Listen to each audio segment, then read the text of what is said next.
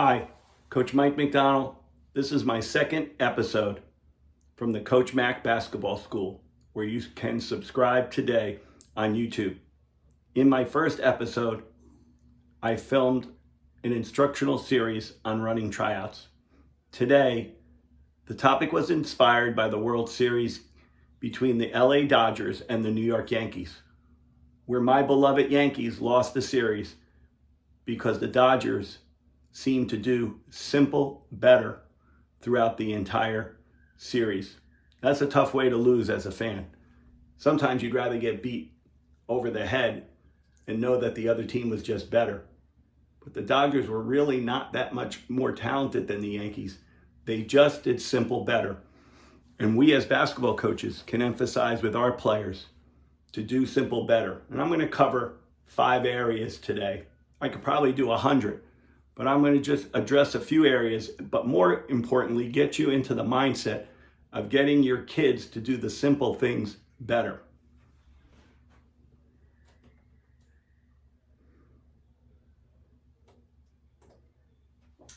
Here was a key play in the World Series, and I'm not going to spend too much time with baseball because we're basketball coaches. In the first game, the Yankees were ahead by 1 run and allowed the Dodgers to tie the game when Gleyber Torres did not do simple better. He kind of nonchalantly backhand swiped at a ball where he should have got his body in front of, and he allowed the runner on second to get to third, where the Dodgers hit a sac fly, ended up tying the game and won in extra innings with that dramatic grand slam homer from Freddie Freeman. The Dodgers may have never gotten to that point, and the Yankees may have won by 1 run if they just did simple better.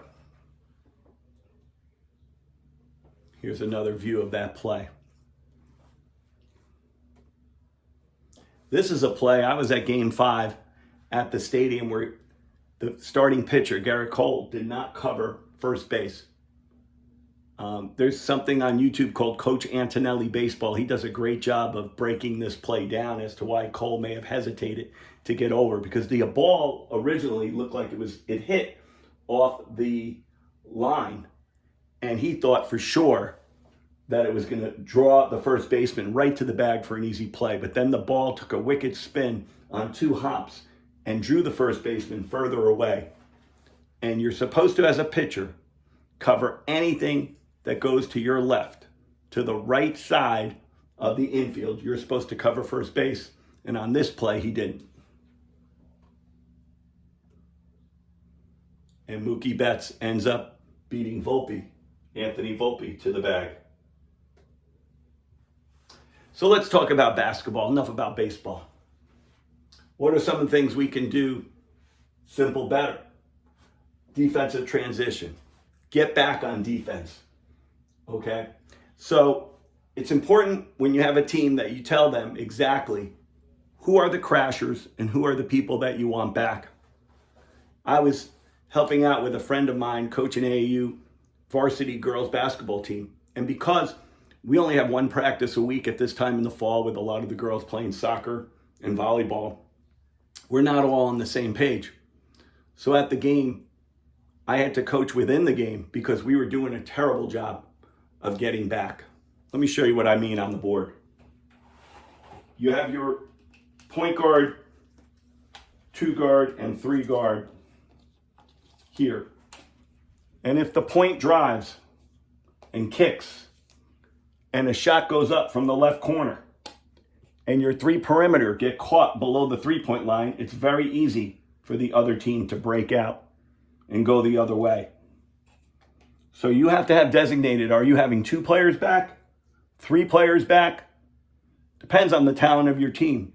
Because we happen to have a very young varsity team with some 8th and 9th graders who are going to be really good players, I don't feel we're going to win a lot of these offensive rebounds. So I had to tell them on timeouts and emphasize during halftime that any time a shot goes up, you need to run to half court. Then, if we get the offensive rebound with our 4 and 5, we can rejoin the play. Now, if you're really going to emphasize this well, in practice, when you run 5 versus 0, Dummy offense. You just run the offense with no defense. Every time a player takes a shot anywhere on the court, and you're running any set, play, your motion, your sets, you have to tell your players, I expect you to touch half court. They won't want to do that. It's extra work for them. The second they don't do that, get everyone on the line, running down and back, and tell them that's a must. My first mentor, great coach at Rye High School, Jim Kelly, when a layup was given up, the 1 and 2, if we gave up an easy layup, the point guard and 2 guard came right out of the game. You have to say what you mean and mean what you say.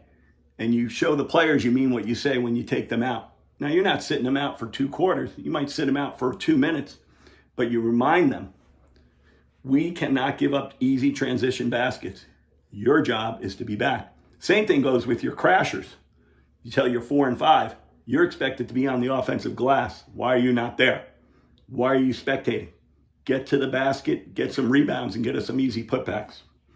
So we just did the first thing of do simple better. Defensive transition. Offensive transition and hot coals. Hot coals is something I talk about in my first book that I wrote, 101 Winning Basketball Concepts and Strategies. It's one of my top 10 about running the floor. It really applies to offense and defense. We tell our players from foul line to imagine burning hot coals, and you only have 3 seconds to get through it. And it's something that's repeated to the players over and over again. Hot coals. Can you get through the hot coals on offense and on defense?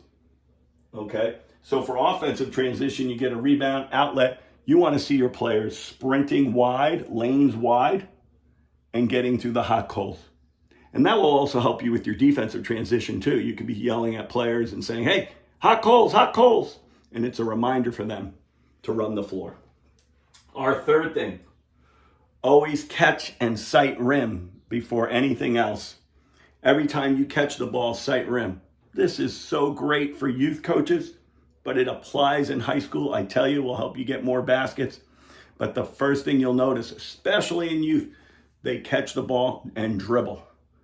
And you can do this all the time. You can practice catch and sight rim. Whether you're being pressed and you're 90 feet from the basket, the first thing you do is catch and sight rim. See all your teammates through the rim with your peripheral vision.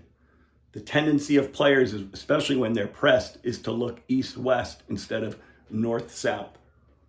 So in terms of do simple better, ask yourself, am I making my players catch and sight rim every time? You can run drills where they just catch the ball, they make a V-cut.